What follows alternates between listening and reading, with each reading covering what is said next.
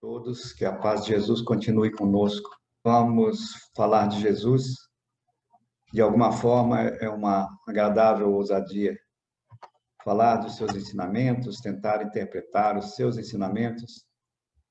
Alguém já falou que é uma ousadia, é uma arte difícil, mas para nós que buscamos em Jesus o nosso querido modelo de todos os momentos, é uma enorme satisfação, mais uma vez, buscar entendimento dos seus ensinamentos, a interpretação dos seus ensinamentos. Nós, mais uma vez, estamos buscando na parábola da figueira estéril,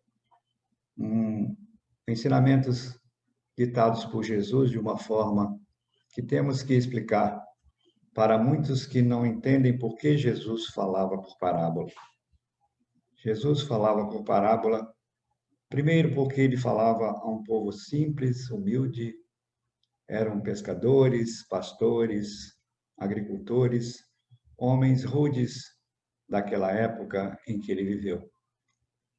Espírito superior, como sabemos que ele é, desde então que veio ao mundo reencarnar entre nós, ele percebeu que a humanidade que estava ali, naquela região da Judéia, seria uma nação especial para o mundo, para levar a todo o planeta a sua mensagem que na realidade era a mensagem divina.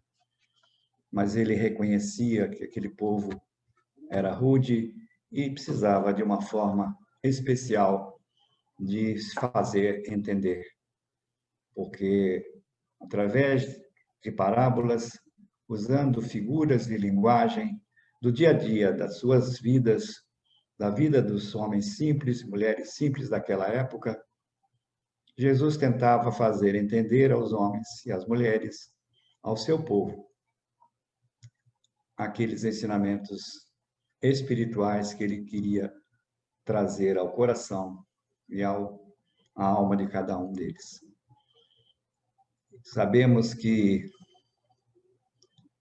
antigamente, há 6 ou 7 séculos atrás, já os profetas falavam muitas vezes por parábolas. A tradição hebreia, a tradição dos hebreus de passar conhecimentos sempre foi fundamentalmente oral. Pouco se escrevia e, desde os profetas da antiguidade, muitas das figuras divinas, das figuras espirituais, morais, que queriam passar ao povo, eram passados de forma alegórica, de forma simples, utilizando-se de figuras da natureza, de situações do dia a dia daquele povo, para que eles pudessem, de alguma forma, captar com essas figuras de linguagem o que queriam falar ao coração, ao espírito de cada um dessas pessoas. Até hoje, as parábolas ainda são, muitas vezes, uma interrogação até para nós. Somos aquele povo antigo, muitas vezes passando por lá, reencarnados atualmente nos nossos corpos, nas nossas situações, mas que também enfrentamos ainda hoje uma certa ignorância a respeito da interpretação das parábolas de Jesus.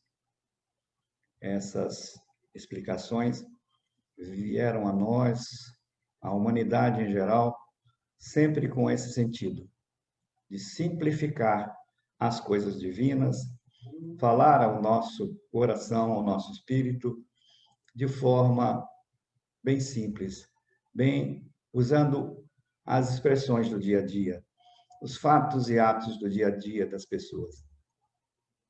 Então, cabe a nós aqui ainda hoje interpretarmos ou tentarmos interpretar da forma como Jesus quis dizer espiritualmente a nós.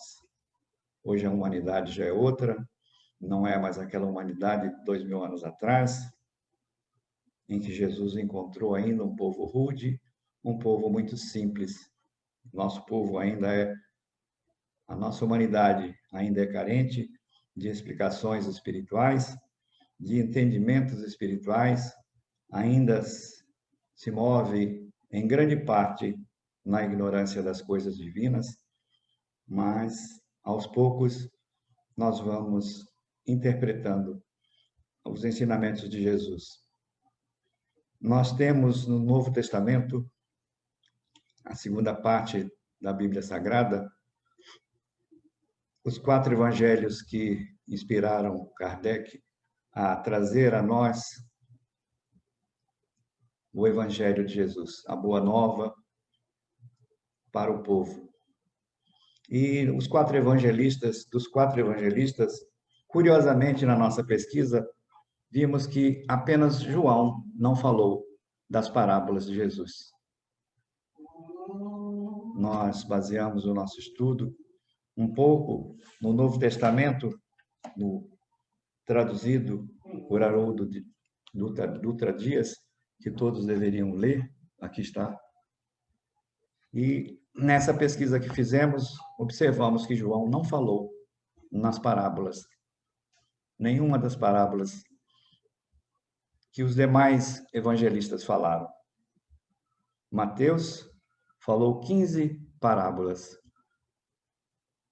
entre as quais 2 vezes sobre a parábola da figueira. Ora, simplesmente parábola da figueira, de uma outra feita, parábola da figueira estéril. Mas apenas 2 vezes das 15 que ele comentou no seu evangelho. Marcos já falou menos vezes as parábolas de Jesus. Comentou apenas 7 das quase 30 parábolas do evangelho. Marcos só se pronunciou sobre 7 delas. E a parábola da figueira estéril foi falada também por Marcos 2 vezes. As 2 vezes como parábola da figueira estéril. Outra sobre simplesmente parábola da figueira. Mas Lucas, o terceiro dos evangelistas, falou 16 vezes, foi o campeão das transcrições das parábolas de Jesus. Falou 16 vezes. Sabemos que Lucas era um homem culto, era um médico, e com a sua cultura, já que era um homem grego, estudioso da medicina, estudou em Alexandria, se formou em Alexandria, desenvolvendo os seus conhecimentos de medicina, os seus dons, os seus talentos de curar. Ele era inicialmente chamado de Lucano, na expressão grega do seu nome de batismo. Inicialmente, ele não era cristão, mas depois de algum tempo, ele peregrinou pelo planeta, peregrinou por toda aquela região da Judéia e, entre essas suas peregrinações, encontrou-se com Paulo, já adulto, já formado em medicina, já atuando na mediunidade da cura. Lucas recebeu de Paulo a incumbência, o estímulo para pesquisar também sobre a vida de Jesus. Lucas não conheceu Jesus pessoalmente, assim como Marcos, que não conheceu Jesus pessoalmente, mas todos eles absorveram os ensinamentos de Jesus através da tradição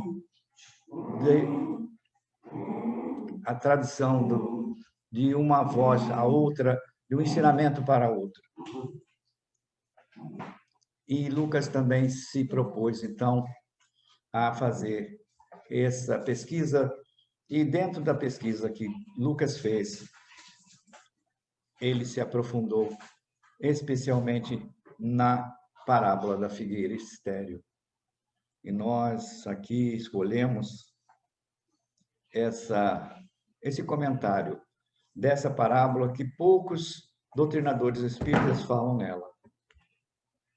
Hoje, e há algum tempo, estamos pesquisando sobre as parábolas de Jesus através das vozes dos nossos doutrinadores e não encontramos ninguém fazendo uma certa referência à parábola da figueira estéril, comentada da forma como Lucas comentou.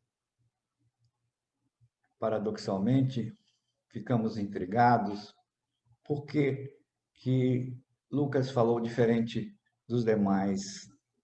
Por que Lucas falou diferente de Marcos e Mateus? Pensamos um pouco, refletimos, vimos alguns vídeos de doutrinadores, Haroldo, vimos de Yasmin Madeira, de outros doutrinadores e pessoas espíritas que se dedicaram a dar os seus conhecimentos, as suas interpretações acerca dessa parábola, mas a maioria deles se focou apenas naquela parábola de Jesus, em que Jesus teria passado por uma parábola, pessoalmente, com fome naquele dia, buscando frutos na parábola e não a encontrou. Jesus já tinha outras vezes falado aos seus discípulos, mas em especial nesse dia, registrou-se através do Evangelho de Marcos e de Mateus que Jesus não encontrou frutos na figueira e no dia seguinte, quando voltou a ela, teria amaldiçoado a pobre figueira e a figueira então teria secado. Aí nós ficamos intrigados com essa expressão de Marcos e de Mateus. Pensamos bem, será que Jesus, na sua magnânima bondade, misericórdia, amor, sublimidade, teria mesmo amaldiçoado a pobre árvore? Mas, pensando bem, e quando lemos a parábola explicada por Lucas, vamos numa outra vertente e encontramos uma explicação mais segura, um pouco mais inteligível da mesma parábola. Inicialmente pensamos que Lucas teria comentado uma parábola diferente de Mateus e Marcos, mas chegamos à conclusão que é a mesma figura, a mesma expressão. E com isso nós vamos então entendendo como é e por que é que Jesus falou como falou, interpretado ora por Marcos e Mateus, ora por Lucas diferentemente. Aparentemente diferentemente, mas na realidade no mesmo sentido.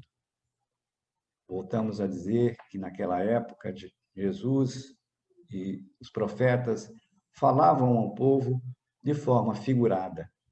E o que falavam, muitas vezes passando de gerações a gerações, muitas vezes eram interpretados de forma diferenciada, de forma que muitas vezes talvez os nossos tradutores dos evangelhos e da Bíblia em geral possam ter modificado de alguma forma a sua tradução. Mas, no fundo, observando a mesma parábola, seja por Lucas, seja por Mateus e Marcos, nós entendemos o porquê, o que Jesus queria dizer com essa parábola. Encontramos no livro de Rodolfo Caligares, Parábolas Evangélicas, que tenho aqui à mão. Esse livro encontrei solto lá na nossa pequena biblioteca, lá do grupo em que fisicamente nos reunimos, e tive a curiosidade de trazer. 100 e poucas páginas, mas que traz as os comentários de Rodolfo Caligares, um doutrinador português que viveu no Brasil, desencarnou em 1975, mas que se dedicou ao espiritismo e à doutrinação, através de livros, entre eles comentando as parábolas evangélicas, as parábolas de Jesus. Então, precisamos entender por que Jesus falava dessa forma e, em termos dessa parábola em especial, como é que Jesus teria falado de uma forma que aparentemente seria contraditória com sua bondade, com seu amor, com sua sublimidade. Volto a dizer, então, que a interpretação de Lucas foi mais suave, foi mais inteligível, e aqui nós vamos, então, nos fixar mais sobre a parábola explicada por Lucas do que a parábola explicada por Mateus e por Marcos, em que teria Jesus amaldiçoado a figueira para que ninguém dela mais comesse, e no dia seguinte essa figueira teria secado. Muito bem. Então, nós vamos aqui colocar fazer aqui os nossos slides, em que, depois dessa introdução, nós vamos, então, acompanhar o que Rodolfo Caligares e alguns outros autores falaram sobre o assunto que nós pretendemos. Então, nós estamos... Acho que todos já estão vendo aí, né? Sim.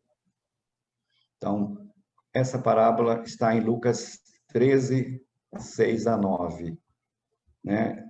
E o comentário é de Rodolfo Caligares, como falei, um nosso irmão espírita, um doutrinador que viveu de 1913 até 1975, quando nos deixou e voltou ao plano espiritual.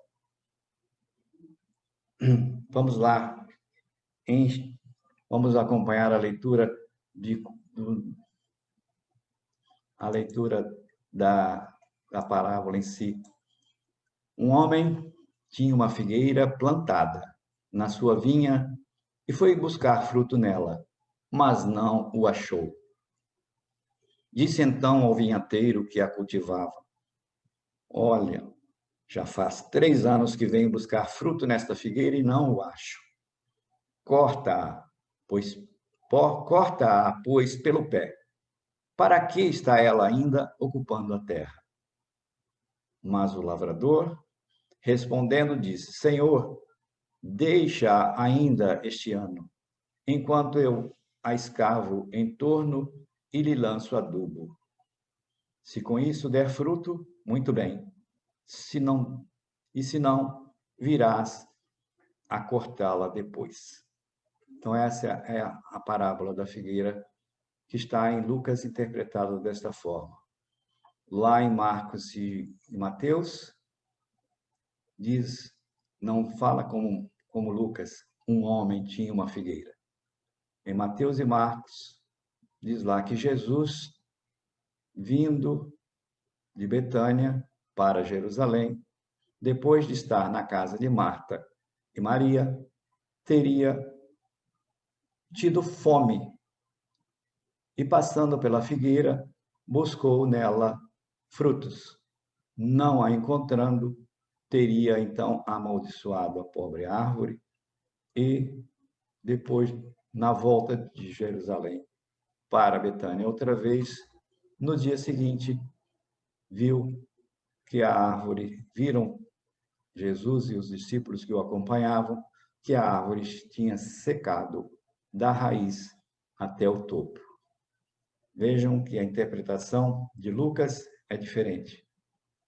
Ele não faz referência a Jesus, muito menos a essa possível amaldiçoamento da pobre árvore, mas no sentido, de qualquer maneira, a árvore era uma figueira, estava plantada numa vinha.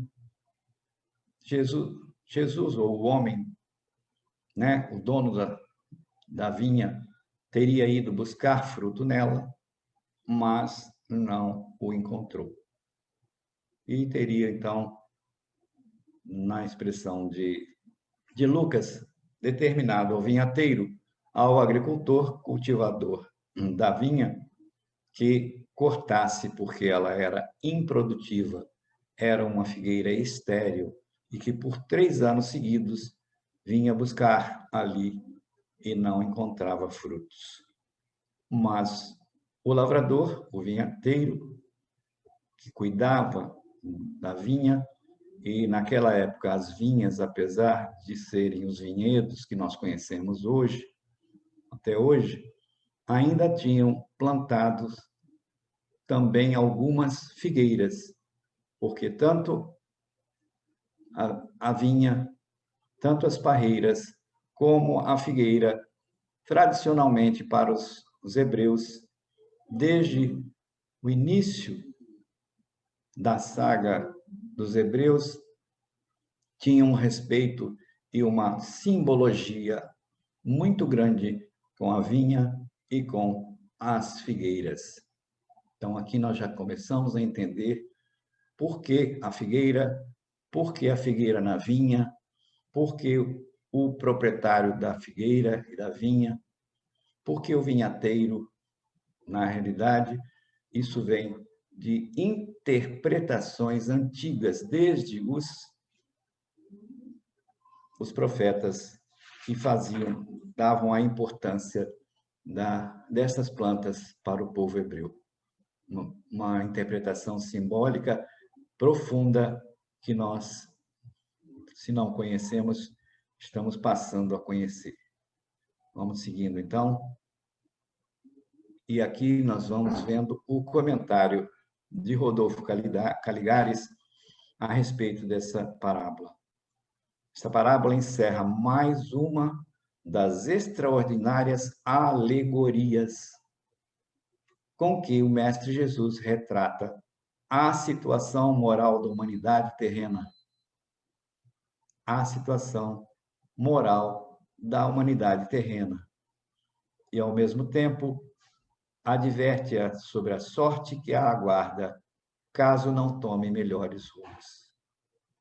Vejamos aí, só nessa primeira frase de Rodolfo Caligares, a verdadeira interpretação já que se tem a respeito da parábola da figueira estéril, seja essa interpretada por Lucas, seja aquelas interpretadas por Marcos e Mateus. Na realidade, eram alegorias que queriam retratar de forma bem simples, bem material, bem situacional daquele povo, a situação também moral, espiritual da humanidade terrena. Ao mesmo tempo, fazia uma advertência sobre a sorte que a humanidade aguarda, caso não tome melhores rumos. Já teríamos aqui, só nessa primeira frase, na interpretação de Rodolfo Caligares, o fim da nossa palavra. Essa é o verdadeiro significado da parábola da figueira, seja por Lucas, seja por Mateus, seja por Marcos. Retratar a situação moral da humanidade terrena e, ao mesmo tempo, nos advertir sobre a sorte que nos aguarda se não melhorarmos de rumo.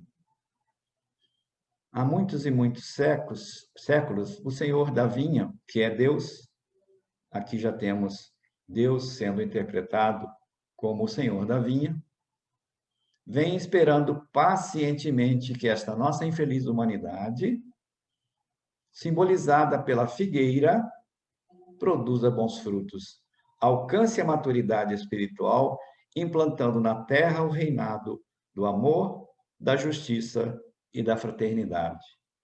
Vejam aqui, então, de novo, mais interpretações verdadeiras do que Jesus quis dizer, ou do que se encontra nos 3 evangelhos citados.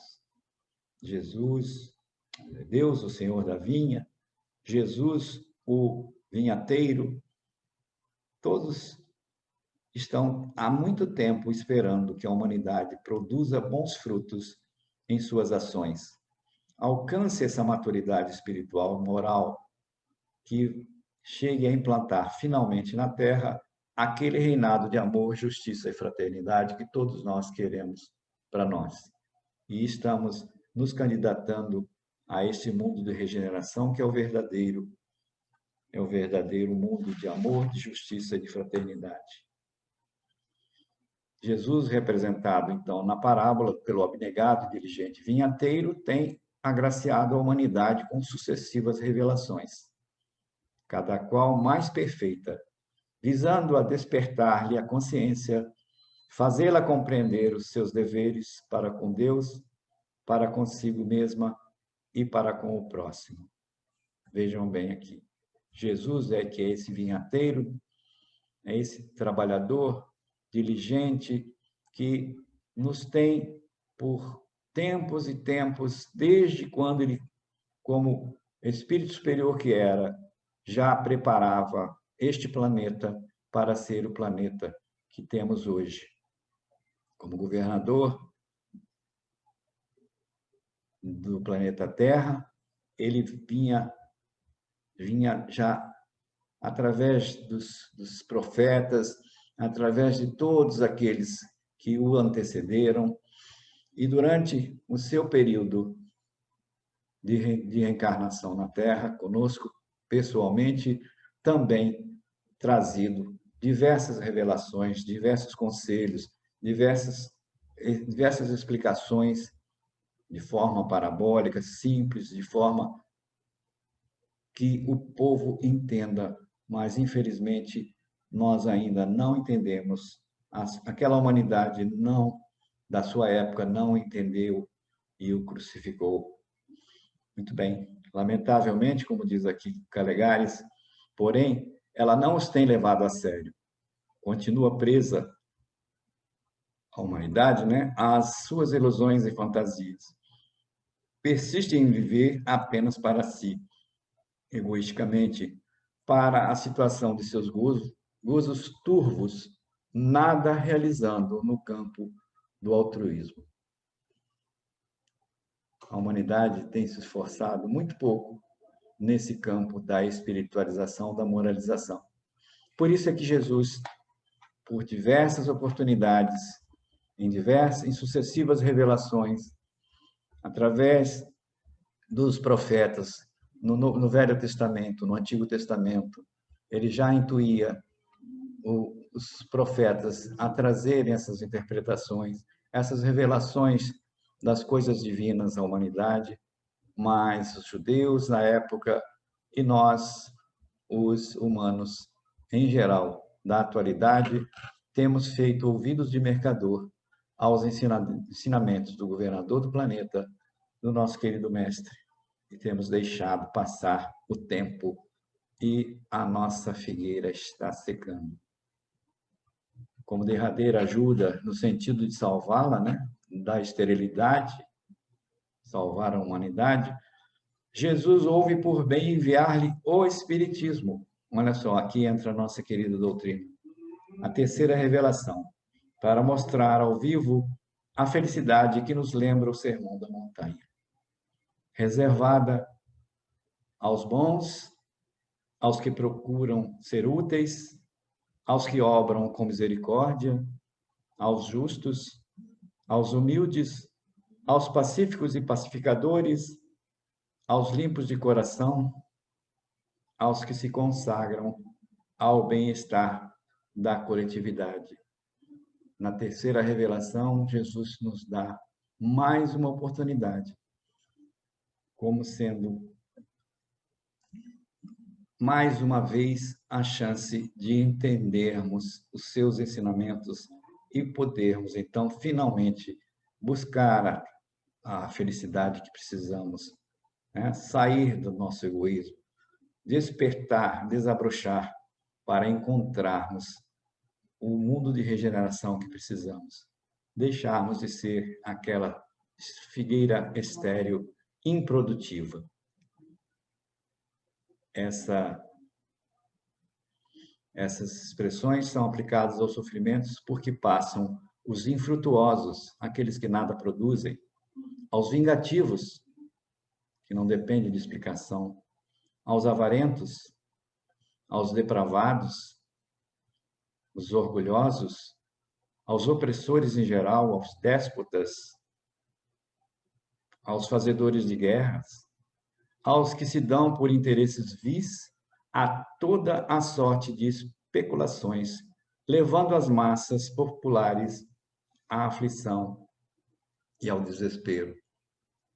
Vejam, então, como essa parábola, de alguma forma, como todo o ensinamento de Jesus, toda a sua doutrina, que é a nossa doutrina, a Rede Viva, é a doutrina de Jesus renovada a cada um de nós, nos dando oportunidades, mais uma vez, de tirarmos o véu da ignorância, do egoísmo, de todas essas desvirtudes de sermos infrutuosos, vingativos, etc., como está aí interpretado por Caligares. E, se com isso os homens se regenerarem e aprenderem a viver em paz, vinculados pelo amor, dando cada um a contribuição de seu melhor esforço para uma nova civilização, em que desapareçam as conquistas, as sugestões de um povo a outro povo, os privilégios, os desníveis sociais, então nós encontraremos a felicidade de um mundo melhor, de um mundo de regeneração que todos queremos. Caso contrário, aqueles recalcitrantes, aqueles avessos a esses ensinamentos serão transferidos para outros planos inferiores. E quem é de nós que não quer avançar para planos melhores? Quem é de nós que normalmente anda para trás? Ninguém. Todos nós temos nos esforçado e queremos, precisamos nos esforçar mais ainda para ser, de alguma forma, transferidos a planos superiores, a esses planos que já estamos vivendo há tanto tempo, juntamente com toda a humanidade. A fim de quê? A fim de que não continuem ocupando lugar neste planeta. Não mais sejam figueiras improdutivas, estéreis, do qual se terão tornados indignos, pois no correr do terceiro milênio, e já estamos nele, essa fala de 1975, aliás, 1963, quando foi escrito o livro de Caligares, a Terra se transformará em um mundo regenerador, com melhores condições físicas e morais, propiciando a seus futuros habitantes uma existência incomparavelmente mais tranquila e mais feliz. Dá vontade de parar aqui e perguntar: quem quer ser feliz ou mais feliz? Quem quer um mundo de paz, de regeneração, de amor, de justiça, de caridade? Nós estamos nesse desafio. Portanto, a palavra final de Caligares está aí. Cuidem-se, portanto, os homens e as instituições humanas. Cuidem-se, homens e instituições humanas. Os tempos são chegados e o Senhor virá, em breve, buscar os frutos esperados daquela figueira que somos nós, daquela figueira que tem se mantido improdutiva ou pouco produtiva. Desta vez, se o Senhor não os achar, o machado entrará em ação, pondo abaixo toda galharia infrutífera. É dura essa última expressão de Caligares, mas é a expressão que Jesus quis trazer na sua parábola da figueira estéril. Ele simplesmente não estava com fome. A fome de Jesus é de que nós avançássemos. Não era uma fome física quando ele passou pela figueira. Não era época de frutos, porque a humanidade ainda estava muito despreparada naquela época para o entendimento das coisas espirituais. Apesar dos profetas e do próprio Jesus já está advertindo a humanidade daquela época há mais de 7 séculos. E Jesus veio pela segunda vez revelar estes ensinamentos divinos que a humanidade recalcitrava em aprender e colocar em prática.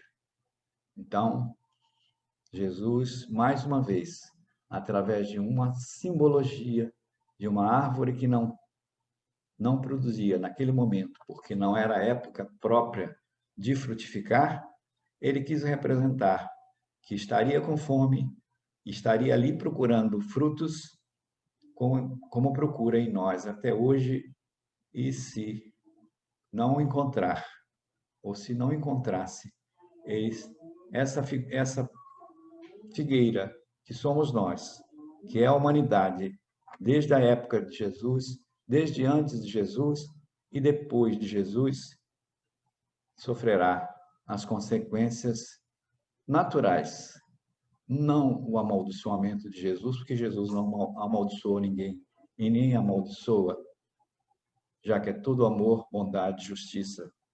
Jesus quer o bem da humanidade, quer, nessa advertência simples, dura, chamar a atenção para os nossos verdadeiros deveres. E aqui, agora, nós usamos no Livro dos Espíritos, que nos revela as 10 leis naturais ou leis divinas, que são normas de conduta, que estão nas questões 647 seguintes do Livro dos Espíritos, as regras que para a humanidade ser feliz. E isso, muito poucos de nós, até hoje, até lemos o Livro dos Espíritos. Infelizmente, muitos, até espíritas, não abraçam essa obra maravilhosa, que foi a primeira obra ditada pelos espíritos a Kardec, em que ele traz lá 10 leis naturais, que vamos passar aqui rapidamente, só para a gente lembrar que precisamos ler o Livro dos Espíritos.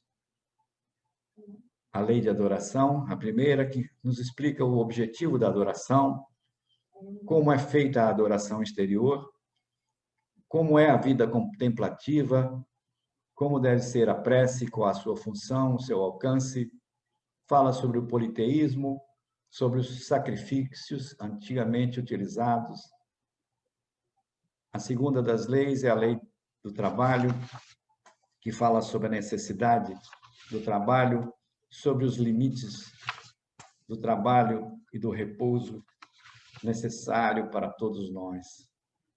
Terceira lei, a lei de reprodução, nos explica sobre a população do globo, sucessão e aperfeiçoamento das raças, obstáculos à reprodução, fala sobre o casamento, o celibato, poligamia. Na quarta lei, a lei da conservação, que fala sobre o instinto de conservação, os meios de conservação, o gozo dos bens da terra, nós que temos os nossos bens, como devemos utilizar, fruir dos nossos bens. Não só os bens que temos, mas os bens do planeta. Aqueles bens necessários e supérfluos, chamado a atenção pelos espíritos, e também por que das privações voluntárias, por que das mortificações. Isso na quarta das leis. A lei de destruição é a quinta das leis, que fala sobre a destruição necessária e destruição abusiva, explicando por que há necessidade de certas destruições e o porquê e quais são as consequências da destruição abusiva que o homem, promove no planeta. Fala dos flagelos destruidores, fala das guerras, dos homicídios, da crueldade, do duelo e da pena de morte. Tudo isso explicado, tintim por tintim, pelos espíritos para nos dizer, em leis simples, em leis que vêm inspiradas por Deus, como devemos agir. A sexta das leis é a lei de sociedade, que fala sobre a necessidade da vida social, de vivermos em sociedade, em união, precisando necessariamente uns dos outros, não nos isolando, né? Fala sobre essa vida de isolamento de algumas pessoas que fogem da vida social, têm medo de conviverem com seu semelhante, são gente do mundo, mas fogem do mundo. Fala sobre o voto de silêncio de alguns, fala sobre os laços de família. Olha aqui o nosso grande problema atual de muitas famílias, os laços de família. Os Espíritos nos dão todas as fórmulas divinas e naturais de como enfrentarmos as questões da vida. E os laços em família estão sempre à nossa volta. Quem é que não tem um problema com seus familiares? A sétima lei é a lei do progresso, que fala sobre o estado natural, a marcha do progresso, civilização, progresso da legislação humana, porquê do progresso ou não da legislação humana, a influência do espiritismo, da nossa doutrina sobre o progresso, e assim vai nos dando instruções. Na oitava das leis, fala sobre a lei de igualdade. Fala da igualdade natural, a desigualdade das aptidões, por que pessoas têm aptidões diferentes das outras, por que das desigualdades sociais, por que uns são assim, outros são assados, uns são diferentes dos outros. Fala também da desigualdade necessária das riquezas. Fala da prova da riqueza e da miséria. A prova mais difícil é a prova da riqueza. A igualdade dos direitos do homem e da mulher, ali os Espíritos nos explicando, desde muito tempo, essa igualdade necessária entre o homem e a mulher. Falam da igualdade dos seres diante do túmulo. A nona lei divina, ditada pelos Espíritos, no Livro dos Espíritos, fala sobre a lei de igualdade, a lei de liberdade, e explicando sobre liberdade natural, escravidão, liberdade de pensar, de consciência, livre-arbítrio, fatalidade, conhecimento do futuro, resumo teórico da motivação das ações do homem, e termina com uma lei de justiça, amor e caridade, especialmente por essa última lei, como se fosse, vamos dizer assim, o fim da nossa caminhada, onde nós, finalmente, abraçando esta lei, definitivamente estaremos no chamado e desejado mundo de regeneração, onde a justiça e os direitos naturais são explicados, o direito de propriedade, fala sobre furto e roubo, caridade e amor ao próximo, amor maternal e filial. Vejam que no Livro dos Espíritos nós temos o caminho de como criar a nossa figueira produtiva. E falando nesse dever de desenvolvimento moral, nós buscamos também no livro Depois da Morte, de Leon Denis, um dos contemporâneos de Kardec, que sobreviveu à morte do codificador, ele explica o que é o dever que está citado lá no Evangelho. O dever é o conjunto das prescrições da lei moral, a regra pelo qual o homem deve conduzir-se nas relações com seus semelhantes e com o universo inteiro. O dever oferece múltiplas formas. O dever para conosco, nos respeitarmos e nos governarmos com sabedoria. O dever profissional, que é o cumprimento consciencioso das obrigações de nossos encargos.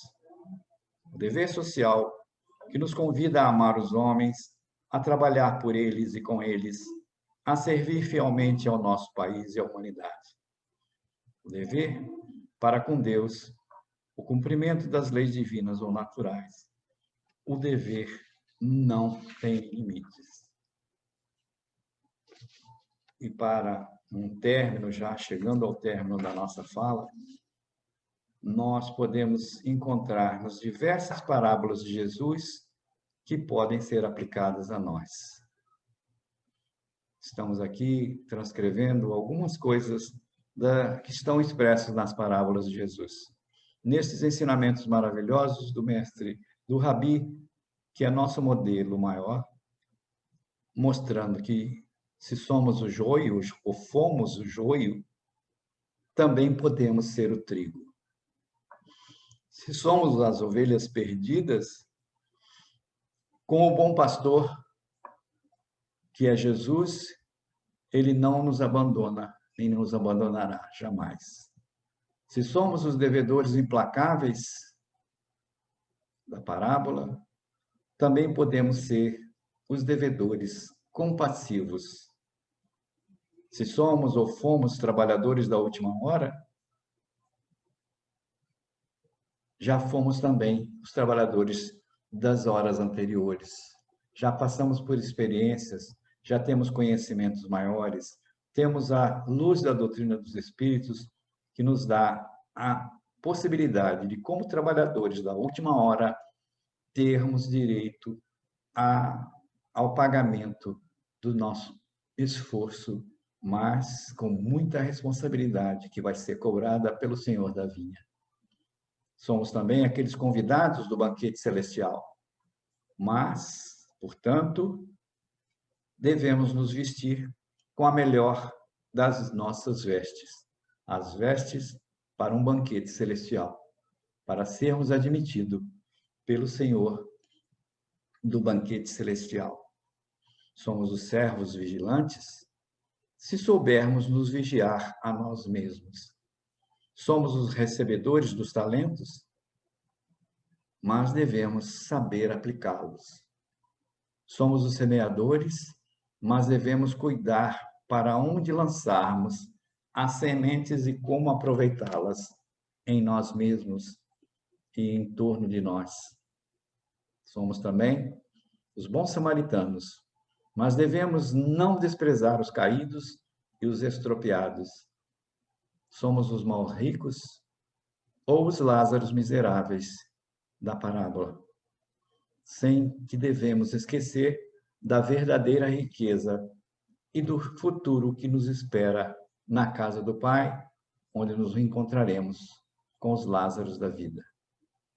Somos os filhos pródigos, mas não devemos esquecer do amor infinito do Pai Celestial, que nos espera para nos receber de braços abertos de volta ao plano divino de onde saímos.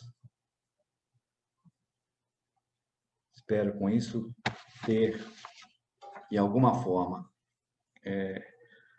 entronizado um pouco desses ensinamentos de Jesus, lembrado a nós mesmos, dizendo a cada dia, se possível, fiz hoje uma obra útil, alcancei alguma vantagem sobre mim mesmo, assisti ao meu semelhante, consolei desgraçados, esclareci meus irmãos, trabalhei para torná-los melhores, tenho cumprido o meu dever.